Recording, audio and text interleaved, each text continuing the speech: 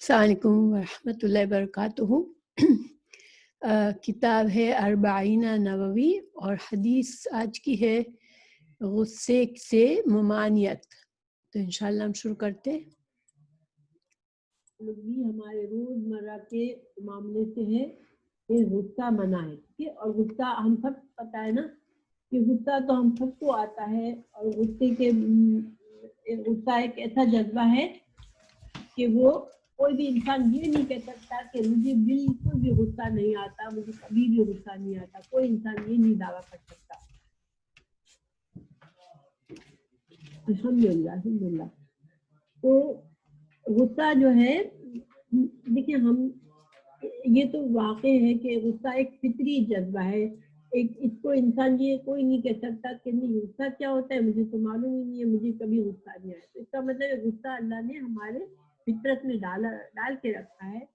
لیکن ہمیں جو ہے ایک معاشرتی زندگی گزارنے کا حکم ہے۔ انسان لوگ اکیلا جنگل میں نہیں رہتا، انسان لوگوں کے ساتھ مل کے رہتا ہے، اور جب ہم دوسروں کے ساتھ مل کے رہتے ہیں تو اختلافات لازمی ہیں، اور جہاں اختلافات ہوتے ہیں، ہماری مرضی کے خلاف باتیں ہوتی ہیں، تو ہمیں غصہ آنا بھی لازمی ہوتا ہے، ٹھیک ہے۔ اور بعض لوگوں کا غصہ بہت زیادہ ہوتا ہے، وہ تو بس کوئی بھی بات اپنی مرضی کے خلاف برداشت نہیں کر سکتے۔ بعضوں کا کم ہوتا ہے، وہ اگر آتا بھی ہے تو ان کا اظہار بہت زیادہ نہیں ہوتا۔ تو سبحان اللہ تعالیٰ نے جو بھی ہمارے اندر فطرت میں چیزیں رکھی ہیں، اس کے فائدے بھی ہیں، اس کے نقصانات بھی ہیں، اور ہماری آزمائش بھی ہے ان چیزوں میں۔ تو غصہ بھی ان میں سے ایک ہے کہ یہ ہماری آزمائش ہے کہ ہم غصے کو اپنے غصے کے پر قابو نہ پا کر ہم ایسے کام نہ کریں جو ہمارے لیے دنیا میں بھی نقصان کا سبب بنے اور آخرت میں بھی۔ اس لیے غصے کی ممانعت میں بہت سی احادیث آئی ہیں، تو میں انشاءاللہ، اور قرآن میں بھی بہت دفعہ فرمایا گیا غصے کو قابو کرنے کے لیے۔ تو آج سے حدیث پڑھتے ہیں۔ عن ابی ہریرہ رضی اللہ عنہ ان رجلا قال للنبی صلی اللہ علیہ وسلم، عن سے ابی ہریرہ رضی اللہ عنہ، حضرت ابی ہریرہ رضی اللہ عنہ سے روایت ہے، انہوں نے کہا ان رجلا، بے شک ایک شخص، قال للنبی صلی اللہ علیہ وسلم، اس نے نبی صلی اللہ علیہ وسلم سے کہا، اوصنی، مجھے وصیت کریں، آپ مجھے وصیت کریں۔ اور وصیت کا میں نے کل ہی معنی بتایا تھا آپ کو۔ وصیت کیا ہوتی ہے؟ ایک تاکیدی حکم ہوتا ہے جو کسی چیز کے ہونے سے پہلے کے لیے دیا جاتا ہے، کہ ہاں تاکید ہوتی ہے، ایک ہدایت اور رہنمائی ہوتی ہے کسی معاملے میں۔ تو اس نے کہا کہ آپ مجھے رہنمائی کریں، آپ مجھے ہدایت دیں، مجھے تاکید کریں۔ اور اس کا مطلب یہ تھا کہ مجھے ایسی بات بتائے جس کی وجہ سے میری بہتری ہو دنیا اور آخرت کی، ٹھیک ہے۔ تو آپ صلی اللہ علیہ وسلم نے فرمایا لا تغضب، تو غصہ مت کیا کر۔ اب دیکھیں آپ صلی اللہ علیہ وسلم کی حدیث جب ہم پڑھتے ہیں تو ہمیں لگتا ہے کہ آپ صلی اللہ علیہ وسلم بہت چھوٹی سی باتیں کرتے تھے، لیکن اس میں بہت حکمت ہوا کرتی تھی، بہت لمبے جملے نہیں کہا کرتے تھے آپ۔ تو آپ نے فرمایا غصہ مت کیا کرو، بس۔ تو اس شخص کو بڑی حیرت ہوئی کہ میں تو نصیحت مانگ رہا ہوں اور آپ نے بس ایک چھوٹی سی بات کہہ دی۔ تو وہ بار بار کہہ رہا ہے اوصنی، آپ مجھے وصیت کریں، آپ مجھے وصیت کریں۔ اس کو یہ تھا کہ آپ صلی اللہ علیہ وسلم ان کو کچھ ایسے احکامات دیں گے کہ تم یہ کرو تو تم کو یہ فائدہ ہوگا، یہ کرو تو فائدہ ہوگا، یہ کرو تو جنت میں جاؤ گے۔ تو آپ نے صرف اس کو بار بار سیم جواب دیا، لا تغضب، لا تغضب، یعنی کہ غصہ مت کرو، غصہ مت کرو۔ یہ بس آپ نے یہی وصیت کی۔ یہ آپ صلی اللہ علیہ وسلم کا ایک طریقہ تھا کہ اپنے صحابہ کرام کو جب جواب دیتے تھے تو اس آدمی کو کس چیز کی زیادہ ضرورت ہے، اس کے اندر کیا کمی کوتاہی ہے، اس لحاظ سے اس کو ہدایت دیتے تھے۔ کسی سے فرمایا کسی صحابی کو کہ تم کسی کے امین مت بننا، یعنی کہ کسی کی امانت کو اپنے ذمہ مت لینا۔ تو اس طرح سے آپ جن کو جس چیز کی ضرورت ہوتی تھی، کسی سے کہا کہ تم کھانا کھلایا کرو لوگوں کو، تو گویا کہ جس کے اندر جو کمی کوتاہی دیکھتے تھے آپ اس لحاظ سے ان کو نصیحت فرماتے تھے۔ تو حضرت ابو ہریرہ سے روایت ہے کہ ایک شخص نے نبی کے خدمت میں عرض کیا آپ مجھے وصیت فرمائیں. آپ نے فرمایا غصہ نہ کیا کرو. اس نے بار بار اپنا سوال دہرایا. آپ نے پھر بھی ہر بار یہی جواب دیا کہ غصہ نہ کیا کرو. تو یہ حدیث کہاں سے ملی ہمیں؟ صحیح بخاری کی حدیث ہے الباب حذر من الغیظ، یعنی غضب سے بچنا. تو اسلام میں چونکہ اسلام دیکھیے فطری دین ہے، اور جیسے میں نے بتایا کہ اللہ سبحانہ تعالیٰ نے ہمیں پیدا کیا ہے، ہماری فطرت کو اللہ جانتے ہیں کہ ہمارے اندر کیا کمی کوتاہی ہے، ہمارے اندر کون سی ایسی باتیں ہیں جو ہمارے لیے نقصان دہ ہے، کون سی ایسی چیزیں ہیں جو ہمیں فائدہ دیتی ہے. تو اللہ سبحانہ تعالیٰ نے اسی لیے ہمیں رہنمائی بھی فرمائی ہے. اور احکامات، اسلام کے احکامات، کیونکہ اسلام ایک فطری دین ہے تو اس کے احکامات ہمیں بتاتے ہیں کہ ہمیں کن چیزوں سے بچنا ہے، کن چیزوں میں ہمارے لیے فائدہ ہے. تو غصے کے بارے میں بہت سی چیزیں بتائی گئی ہیں قرآن میں اور حدیث میں. اور غصے کو حرام، ویسے قرآن میں تو حرام نہیں کہا، لیکن جو عقل مند کچھ لوگوں کا قول ہے کہ غصہ حرام ہے. یہ اللہ نے یہ لفظ، اللہ کے اور حدیث کے یہ الفاظ نہیں ہے کہ غصہ حرام ہے. یہ کچھ عقل مندوں نے، چونکہ قرآن میں اتنی بار کہا گیا کہ غصہ نہ کیا کرو، اور غصہ روکنے کا یہ اجر ہے، غصہ روکنے کا یہ اجر ہے، تو ان لوگوں نے یہ کہا کہ غصے کو حرام سمجھ لیا. بہرحال غصہ حرام کی طرح ہی ہے. اللہ نے چونکہ حرام نہیں کہا، بالکل اللہ تعالیٰ ایک فطری جذبے کو حرام تو نہیں کہہ سکتے نا، کیونکہ انسان کو غصہ آنا ایک فطری جذبہ ہے اور آتا ہے انسان کو. تو پھر تو ہر انسان گنہگار ہو جائے اگر ہم یہ سمجھے کہ اللہ نے حکم دیا ہے کہ غصہ حرام ہے. لیکن غصہ آنے کے بعد انسان جو اس پر عمل کرتا ہے اور جو بے قابو ہو جاتا ہے غصے میں، اور غصے کے بعد جو خرابی کرتا ہے وہ ضرور حرام ہے، اس لیے کہ اس سے دوسرے انسانوں کو بھی تکلیف اور اذیت ہوتی ہے، اور انسان خود اپنے لیے بھی بہت بڑا نقصان کر جاتا ہے. بعض اوقات انسان اپنے غصے کو ناقابو کر کے ایسی بات کر جاتا ہے جو اس کے لیے دنیا اور آخرت دونوں کے لیے بہت بڑے نقصان کا سبب بن جاتی ہے. تو اسی وجہ سے قرآن میں کئی جگہ پہ نصیحت فرمائی گئی. سورہ آل عمران میں آیت نمبر 134 میں کہا گیا کہ جو اللہ کے نیک بندوں کی، اللہ کے صالح اور نیک بندے، ان کی خصوصیات بتائی گئی. اس میں سے ایک خصوصیت یہ بتائی والکاظمین الغیظ والعافین، کہ یہ ایک خصوصیت کیا ہے اللہ کے نیک اور پسندیدہ بندوں میں، کہ وہ غصے کو پی جاتے ہیں اور درگزر کرتے ہیں. ٹھیک ہے، تو غصہ پی جانا یہ نیک بندوں کی خصوصیات میں سے ہے کہ اپنے غصے پر قابو رکھنا اور بے قابو ہو کر کوئی ایسا غلط کام نہ کر جانا جس سے جو نقصان دہ ہو. پھر دوسرے سورہ شورا میں کہا گیا، سورہ شورا آیت 137 میں وَإِذَا مَا غَضِبُوا هُمْ يَغْفِرُونَ، کہ یہ جو اللہ کے نیک بندے ہیں، اللہ والے ہیں، جب ان کو غصہ آتا ہے تو وہ غصے کے باوجود لوگوں کو معاف کر دیتے ہیں. لوگوں کی کسی غلطی پر ان کو غصہ آتا ہے تو وہ ان کو معاف فرما دیتے ہیں، معاف کر دیتے ہیں. پھر اللہ سبحانہ تعالیٰ نے سورہ النور میں آیت نمبر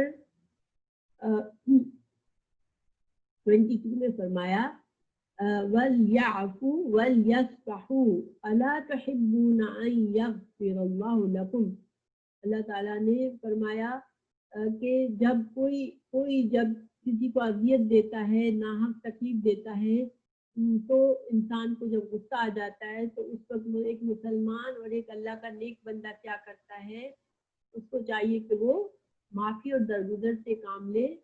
تو تم نہیں چاہتے ہو کہ اللہ تم کو معاف کر دے؟ کیونکہ سورہ نور میں آپ کو پتہ ہے تھوڑا سا جن لوگوں نے پڑھا ہے کہ حضرت ابوبکر صدیق ایک اپنے رشتے دار کو جیسے اس کے اخراجات اٹھاتے تھے اور ان کا وہ غریب تھے تو وہ ان کو باقاعدہ ہر مہینے خرچہ دیتے تھے. تو جب حضرت عائشہ پر الزام لگایا منافق ہونے، تو یہ جو رشتے دار تھا حضرت ابوبکر صدیق کا، انہوں نے بھی حضرت عائشہ کے بارے میں باتیں کی لوگوں سے، یعنی کہ انہوں نے منافقین پر یقین کر لیا اور اس بات کو ادھر سے ادھر کرنے لگے. تو جب اللہ سبحانہ تعالیٰ نے آیات نازل فرمائی عائشہ کی برات کی اور سب کو پتہ چل گیا کہ حضرت عائشہ جو ہیں انہوں نے کوئی غلط کام نہیں کیا، اللہ نے خود ان کی برات نازل فرمائی ہے، تو اس سے حضرت ابوبکر صدیق کو اپنے رشتے دار پر بہت غصہ تھا. انہوں نے قسم کھا لی کہ اب میں اس کی کفالت نہیں کروں گا، اب میں اس کو مالی امداد نہیں کروں گا. اللہ سبحانہ تعالیٰ نے فوراً، اللہ تعالیٰ نے اس بات کو پسند نہیں فرمایا، فوراً یہ آیت نازل فرما دی کہ جب ان کو چاہیے کہ وہ معاف کر دے، درگزر کر دے، کیونکہ اللہ کیا تم نہیں چاہتے کہ اللہ تم کو معاف کر دے؟ یعنی کہ ظاہری بات ہے ہر بندہ گناہ کر جاتا ہے، تو ہم تو اللہ سے معافی کے طلبگار ہوتے ہیں. تو جب ہم اپنے لیے چاہتے ہیں کہ اللہ ہمیں معاف فرما دے تو پھر ہمیں دوسروں کی مسٹیک معاف کرنی چاہیے. پھر حضرت ابوبکر صدیق نے فوراً اپنی قسم کا کفارہ ادا کیا کہ میں جو قسم کھائی تھی کہ میں اب اس کی مدد نہیں کروں گا، اور اس نے قسم، کیونکہ قسم توڑنے کے لیے کفارہ دینا پڑتا ہے، تو انہوں نے کفارہ ادا کیا اور انہوں نے پہلے سے بھی زیادہ اس کی مدد کرنا شروع کر دی. یعنی کہ پہلے جتنی مدد کرتے تھے اس شخص کی، اس سے بھی زیادہ بڑھ کے اب کرنے لگے. سبحان اللہ. دیکھیں یہ تھے ہمارے صحابہ کرام، تو ہمیں ان سے سیکھنا چاہیے کہ ان کا طریقہ کیسا تھا، تو ہمیں اس کو اپنانے کی کوشش کرنی چاہیے. بہرحال غصہ جو ہے اس کے اور بھی اپنی صحت پر بھی بہت سے نقصانات ہیں، کیونکہ غصہ ایکسٹریم غصے میں انسان کو موت بھی آ سکتی ہے، کیونکہ انسان کی روح جو ہوتی ہے وہ ایک دم سے انتقام کے لینے کے لیے باہر کی طرف حرکت کرتی ہے.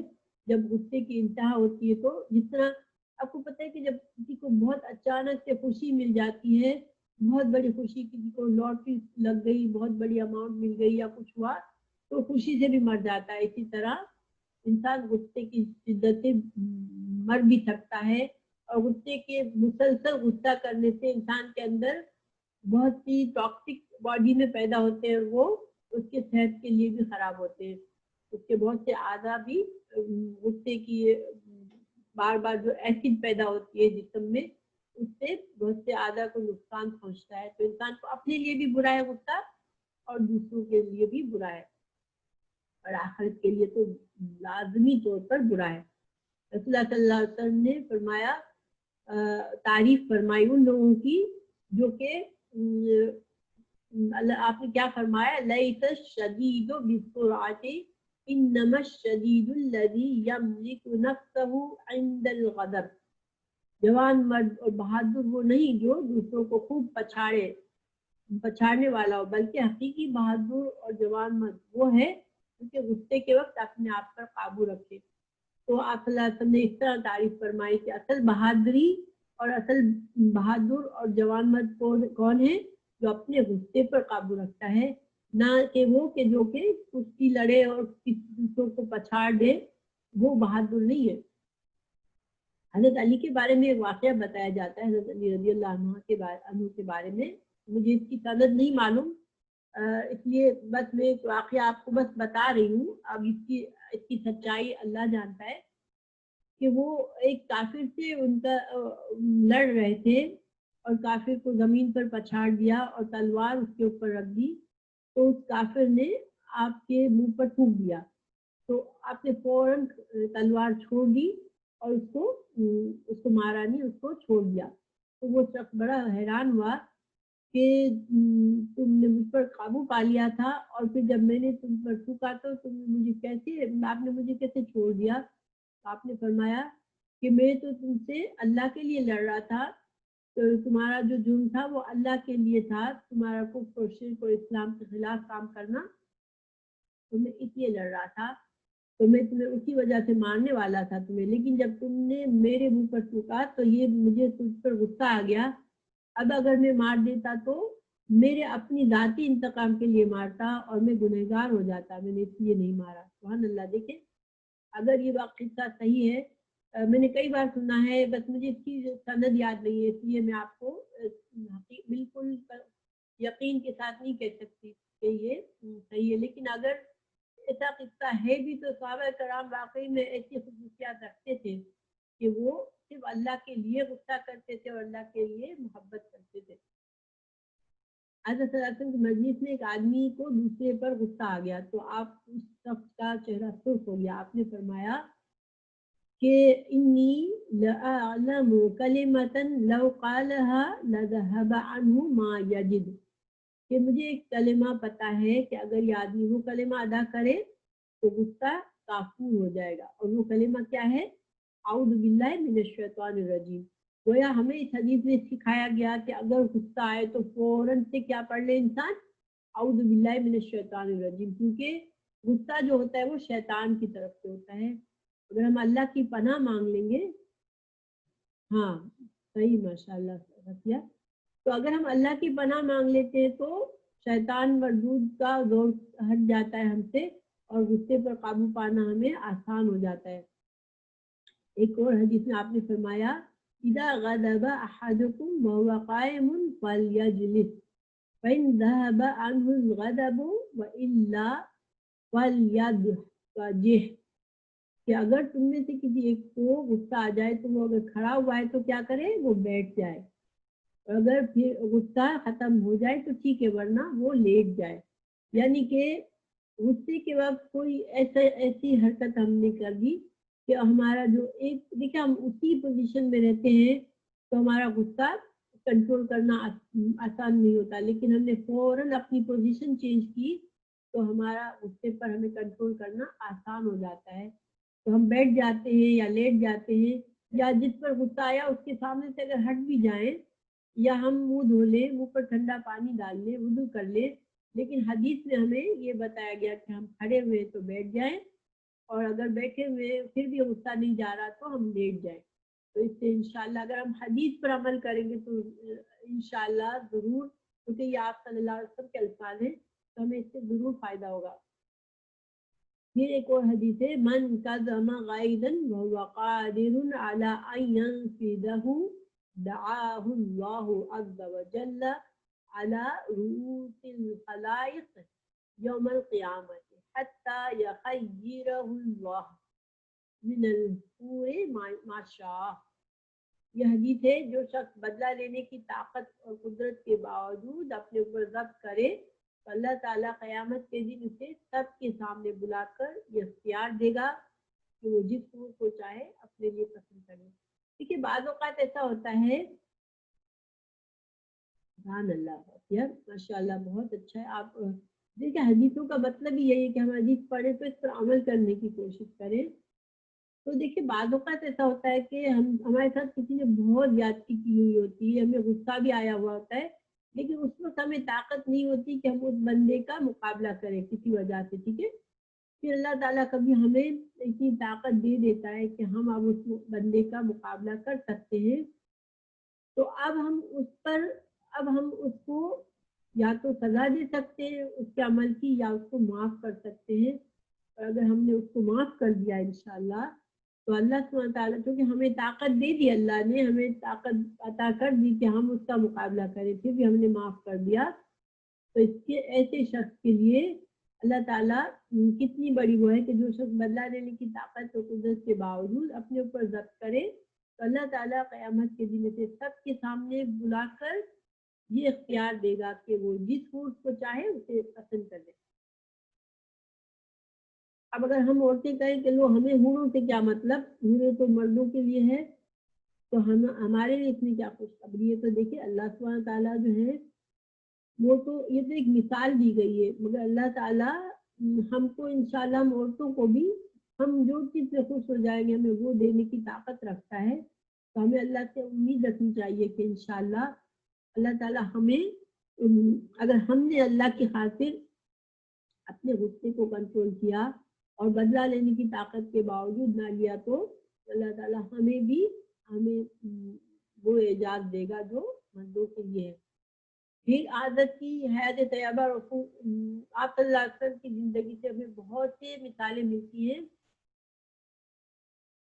کہ آپ نے اپنے دشمن کے شدید ترین دشمنوں نے جنہوں نے بہت آپ کے ساتھ ظلم کیا، ستم کیا، مگر جب اللہ سبحانہ تعالیٰ نے آپ کو مکہ فتح کروا دیا، اب آپ ایک فاتح کی شکل میں، فاتح کی صورت میں آپ مکہ میں داخل ہوئے، وہ وقت تھا کہ آپ سب سے بدلہ لے سکتے تھے، مگر آپ مکہ میں ایسے داخل ہوئے کہ اپنی سواری پر سر جھکا کر، بالکل ایسے جیسے کہ انسان سجدے میں چلا جاتا، اس طرح سے سر جھکا کر سواری پر مکہ میں داخل ہوئے تھے. اور آپ نے مکہ والوں سے کہا لا تثریب علیکم اليوم انتم الطلقاء، کہ آج تم پر کوئی گرفت نہیں، تم سب آزاد ہو. یعنی کہ آپ نے آزادی، عام آزادی کا اعلان کر دیا. جتنے لوگوں نے اسلام کو کے ساتھ دشمنی کی تھی، مسلمانوں کو تکلیفیں دی تھی، سب کو معاف فرما دیا. اور حضرت یوسف علیہ السلام نے سیم جملہ کیا تھا. قرآن میں سورہ یوسف میں ہے کہ جب حضرت یوسف علیہ السلام کے بھائی جب بالکل آخر میں بالکل بے بس اور لاچار ہو کر آئے حضرت یوسف علیہ السلام کے پاس اور ان سے بھیک مانگنے لگے کہ آپ ہم پر صدقہ کر دیں، آپ ہمیں صدقے کے طور پر غلہ دے دیں، ہمیں صدقے کے طور پر ہمارے بھائی کو آزاد کر دیں. تو اس وقت آپ حضرت یوسف علیہ السلام نے ان کو بتایا کہ میں یوسف ہوں، اور انہوں نے یہی جملہ کہا تھا لا تثریب علیکم اليوم انتم الطلقاء. کہ حضرت یوسف علیہ السلام اس وقت چاہتے تو اپنے بھائیوں کو ان کی سزا دے سکتے تھے، مگر آپ نے ان کو یہی کہا تھا کہ آج تم پر کوئی گرفت نہیں ہے، میں نے ان کو معاف فرما دیا تھا. اللہ تعالیٰ ہم میں بھی وہ خصوصیات پیدا کر دے کہ ہم لوگوں کو معاف کرنے والے بن جائے اور ہم اللہ کی مغفرت طلب کرنے والے بن جائے. پھر ایک اور حدیث ہے، آپ صلی اللہ علیہ وسلم نے فرمایا ما من جرعۃ اعظم اجرا عند اللہ. اس کا کیا مطلب ہے کہ کوئی گھونٹ انسان جو ہم گلے سے اتارتے ہیں نا، کوئی چیز ایک گھونٹ لے کے پانی پیا جیسے ہم نے، تو اللہ تعالیٰ یہ حدیث میں فرمایا گیا کہ جو گھونٹ ہم اتارتے ہیں تو ایسے گھونٹوں میں سے سب سے عظیم کون سا گھونٹ ہے جو ہم گلے سے اتارتے ہیں، جس کا جو ثواب بہت زیادہ ہے، وہ کیا ہے اللہ کے نزدیک؟ یہ غصے کا گھونٹ ہے کہ انسان اپنا غصہ پی جاتا ہے. اور غصہ ایکچولی ہم پیتے، یعنی اس وقت کوئی پینے کی چیز نہیں ہے، یہ ایک طرح سے محاورتاً بات کی گئی ہے کہ جو انسان اپنے غصے پر قابو پا لیتا ہے، غصے کو کا گھونٹ پی لیتا ہے، تو یہ اللہ سبحانہ تعالیٰ کے نزدیک اجر و ثواب میں بہت بڑا ہے. کیونکہ انسان جو کچھ پیتا ہے اس سے بہترین گھونٹ، بالکل انسان جو کچھ پیتا ہے اس سے بہترین گھونٹ غصے کا گھونٹ ہے جو اللہ تعالیٰ کی رضا کی خاطر پیے انسان. اور ظاہر بات ہے اس میں ہماری نیت کیا ہو کہ اللہ ہم سے راضی ہو جائے. دیکھیے بعض اوقات ہم کمزور ہوتے ہیں، اس لیے غصہ پی جاتے ہیں کہ ہم میں طاقت ہی نہیں ہے، سامنے والا ہم پر ظلم کر رہا ہے یا ہمیں غصہ دلا رہا ہے، مگر ہمارے اندر ہم بزدلی ہوتی ہے، طاقت نہیں ہوتی، تو وہ اجر و ثواب والی بات نہیں ہوتی. وہ تو ہماری مجبوری ہوتی ہے کہ ہم نے غصے پر قابو پایا، اس لیے کہ سامنے والے کے غصے سے ہم خود ڈرتے ہیں. نہیں، یہ غصہ اللہ کی خاطر پینا، کہ اللہ سے اجر و ثواب کی نیت رکھ کے غصہ پی جائے انسان کہ فلاں شخص نے میرے ساتھ بہت زیادتی کی ہے، لیکن میں طاقتور بھی ہوں، میں چاہوں تو اس کو سیدھا کر سکتا ہوں، لیکن اللہ مجھ سے راضی ہوگا، اللہ مجھ سے اجر دے گا مجھے، اس لیے میں جھوٹ کو پی جاتا ہوں. ایک حدیث کے پورے الفاظ مجھے یاد نہیں ہے، لیکن حدیث صحیح ہے، لیکن خلاصہ بتا رہی ہوں کہ رسول اللہ صلی اللہ علیہ وسلم کے پاس حضرت ابوبکر صدیق بیٹھے ہوئے تھے ایک دن، اور ایک شخص آیا اور حضرت ابوبکر صدیق کو برا بھلا کہنے لگا. ابوبکر صدیق خاموش تھے، کچھ بھی نہیں کہہ رہے تھے، اور وہ شخص بولے جا رہا تھا اور رسول اللہ صلی اللہ علیہ وسلم مسکرا رہے تھے. پھر حضرت ابوبکر صدیق کو غصہ آیا اس آدمی پر، اور آپ نے حضرت ابوبکر صدیق نے اس آدمی کو بھی کچھ باتیں کہہ دی، تو رسول اللہ صلی اللہ علیہ وسلم اٹھ کر چلے گئے.